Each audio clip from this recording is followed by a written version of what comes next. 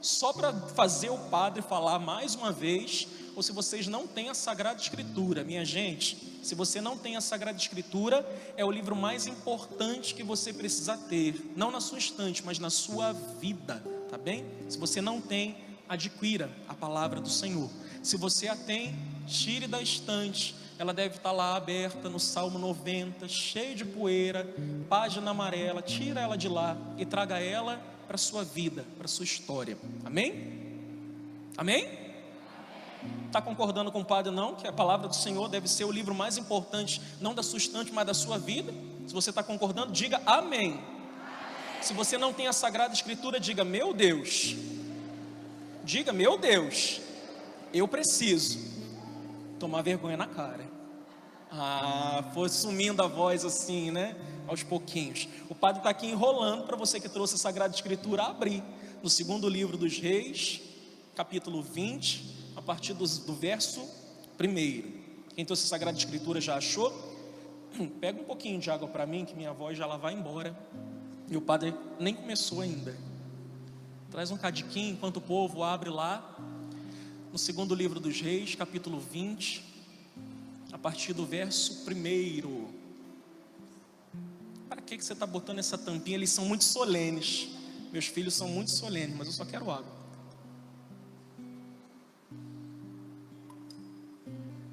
Amém, minha gente? Posso seguir? De como caminhei em tua presença, em verdade e pureza de coração, fazendo o que era agradável a teus olhos. Ezequias se desfez então em grande pranto. Mas antes que Isaías tivesse atravessado a metade do átrio, veio-lhe a palavra do Senhor dizendo: volta e diz a Ezequias, chefe de meu povo, assim diz o Senhor, Deus de Davi, teu pai: ouvi a tua oração e vi as tuas lágrimas, eu te curo. Dentro de 3 dias serás capaz de visitar a casa do Senhor. Acrescento 15 anos a teu tempo de vida. Palavra do Senhor. Aplauda a palavra do Senhor.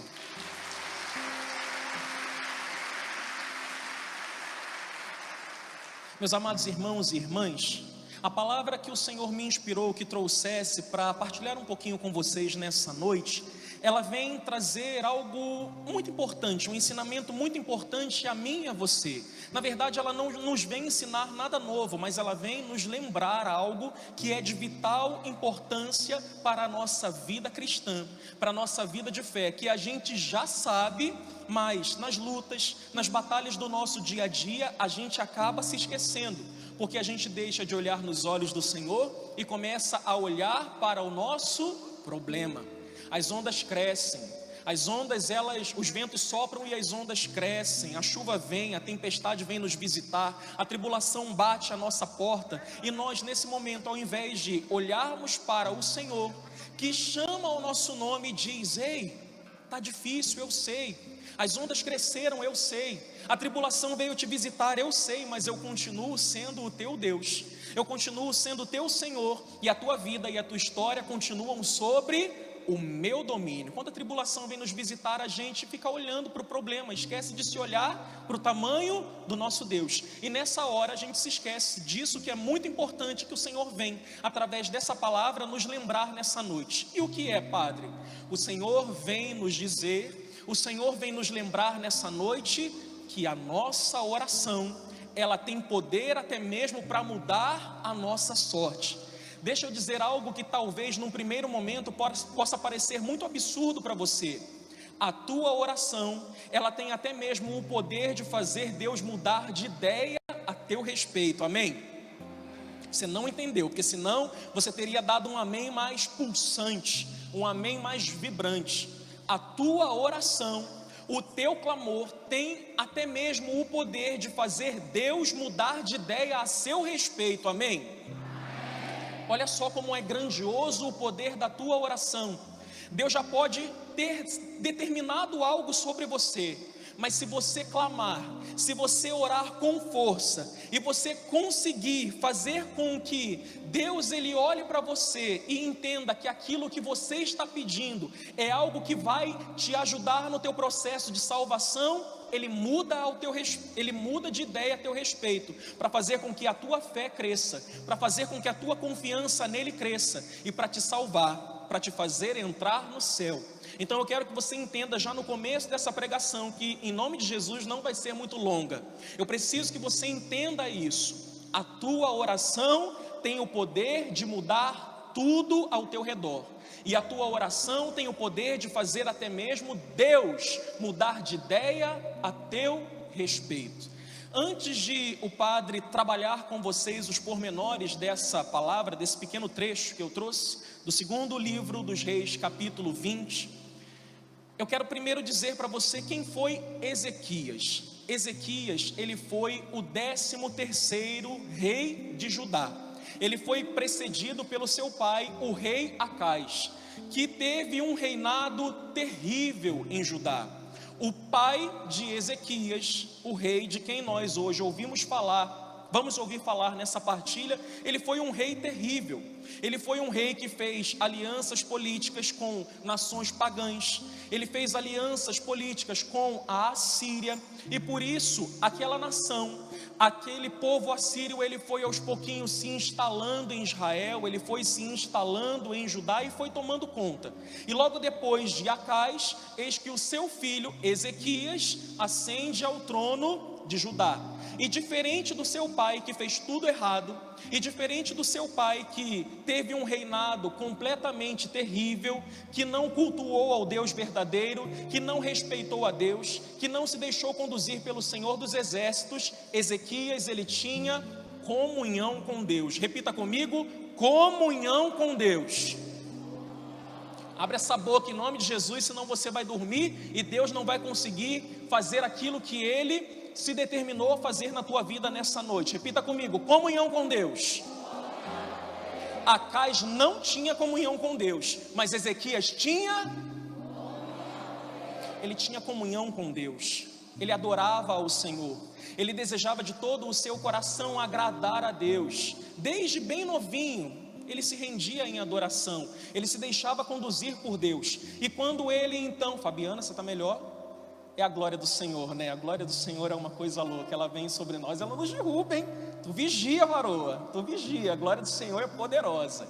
Ezequias, ele tinha comunhão com Deus. Ezequias, ele queria de todo o seu coração agradar ao Senhor. E quando ele ascende ao trono de Judá, quando ele então começa a reinar e governar, eis que ele desfaz tudo aquilo que de perverso o seu pai tinha feito. Acais, porque se aliou à Assíria. A Síria veio e construiu altares, dedicou altares a deuses pagãos, e o povo começou a adorar esses deuses, o povo começou a se deixar conduzir por isso. Ezequias veio desfazendo tudo aquilo que o seu pai havia feito. Ele purificou o templo, ele mandou remover os altares pagãos, ele mandou destruir os postes de deuses pagãos, e ele restabeleceu o culto em Judá naquele momento. Ele tinha comunhão com o Senhor, ele andava em amizade com Deus. E depois de um tempo que ele começa a restabelecer tudo em Judá, depois de um tempo que ele começa a reinar, e era um reinado segundo o coração de Deus, eis que ele é acometido de uma doença mortal. Repita comigo: ele é acometido de uma doença. Mais uma vez, ele é acometido de uma doença. E eis que ele recebe uma visita que com certeza ele não gostaria de ter recebido. Ele recebe a visita do profeta Isaías. Repita com o padre: Isaías. Mais uma vez, ele recebe a visita do profeta. E diferente do que ele queria, Isaías não vem lhe fazer uma visita boa. Isaías não lhe vem trazer uma boa notícia.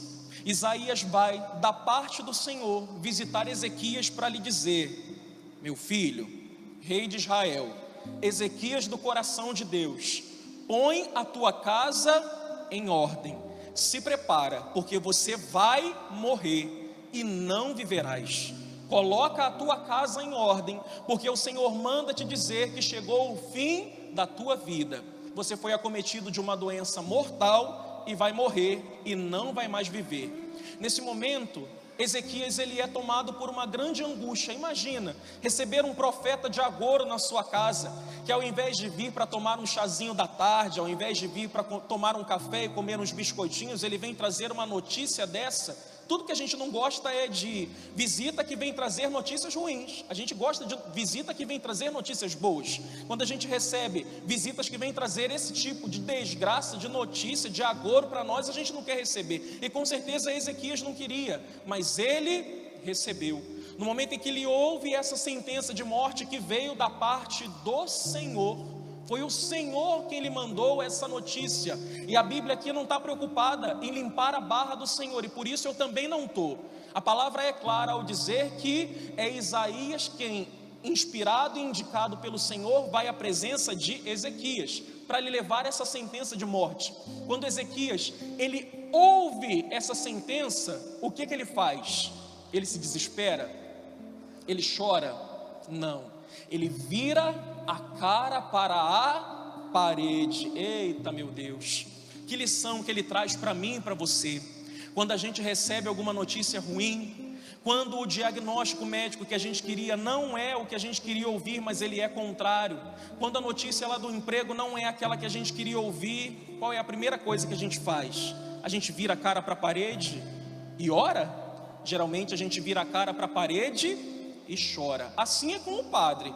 Eu não sei com você, talvez você já tenha alcançado um nível de elevação espiritual tão grande que com você já não aconteça mais isso. Mas 90% das notícias que eu escuto, eu viro a cara para a parede e vou chorar. Eu não vou orar não. Ezequias ele está ensinando aqui de cara duas coisas para mim e para você. Não é porque nós andamos com o Senhor e temos intimidade com Ele que coisa ruim não nos vai acontecer. Amizade com Deus não significa imunidade contra problema.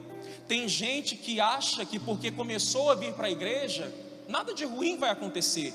Tem gente que acha que porque começou a andar com Deus, não vai ter que enfrentar dificuldade não. Qual era o evangelho de domingo mesmo, hein? Você veio à missa? Você ouviu a missa de casa? Qual era o evangelho de domingo mesmo? Se alguém quer me seguir, renuncie a si mesmo, tome a sua cruz e me siga. Coisa ruim, momento de dificuldade também acontece com quem tem amizade com Deus. Amizade com Deus não significa imunidade contra problema. A gente pode olhar para o próprio Cristo, o Cristo Filho do Deus vivo. O Pai não poupou nem mesmo o seu Filho. Então, primeira lição: dificuldades também visitam a vida de quem tem amizade com Deus. E segundo ensinamento que de cara Ezequias já traz para mim e para você: no momento em que a dificuldade vier bater a nossa porta, no momento em que a tribulação vier nos visitar, não é o desespero quem tem que tomar conta do nosso coração, não é o desespero que tem que se apoderar de nós, mas nós devemos ir para a presença do Senhor. Porque deixa eu te dizer uma outra coisa, e tomara que o padre não te escandalize ao dizer isso: tudo o que nos acontece por permissão de Deus, amém? Você está comigo ainda? Tudo o que nos acontece por permissão de Deus. A palavra do Senhor não está preocupada em limpar a barra de Deus, e eu também não estou. Absolutamente tudo o que nos acontece por permissão de Deus. Agora, permissão de Deus e vontade de Deus são duas coisas distintas. É vontade do Senhor que nós soframos? Não. Mas por que Ele permite? Para que a gente cresça em graça, para que a gente cresça na fé e para que a gente amadureça. Alguém cresce no momento da alegria? Se você cresce no momento da alegria, eu acho que você é o único. A gente cresce no momento em que a dificuldade bate à nossa porta. Ninguém, eu desafio alguém aqui a me dizer que cresceu no momento da alegria. Ninguém cresce na bonança. Nós crescemos no momento da tribulação. Olha para o povo de Israel. O povo de Israel viu os milagres do Senhor acontecendo na sua história quando eles estavam no deserto. Foi no deserto que eles sentiram fome e Deus fez chover pão do céu. Foi no deserto que eles sentiram frio e Deus fez ali nascer uma coluna de fogo. Foi no deserto que eles sentiram calor e o Senhor colocou sobre as suas cabeças uma nuvem de fumaça. Foi no deserto que o mar se colocou na frente deles, comprometendo a salvação de Deus, e Deus fez abrir o mar. Foi no deserto que os milagres aconteceram.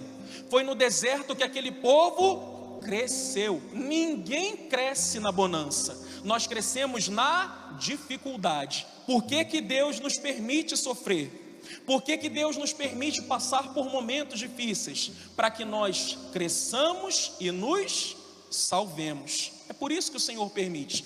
O Senhor permitiu que Ezequias passasse por isso, e Ezequias vai então para a presença do Senhor. E o que que ele começa a dizer na presença do Senhor? Senhor, essa é a tua permissão, esses são os teus desígnios a meu respeito, mas eu só te peço uma coisa: lembra-te de que eu sou teu amigo e eu tenho caminhado contigo. Enquanto muitos foram na contramão da tua vontade, eu tenho me mantido fiel ao Senhor. Ele fez essa oração para Deus dizendo: se lembra de mim, eu tenho caminhado na tua presença, eu tenho sido teu amigo, eu tenho caminhado contigo. E depois disso, depois da sua oração, é que ele então chorou a ponto de se desmanchar. A mesma coisa que nosso Senhor fez. Nosso Senhor, quando está no Getsêmani, o que ele faz para o Pai? Ele faz a sua oração. Qual é a oração que o Senhor faz no Getsêmani?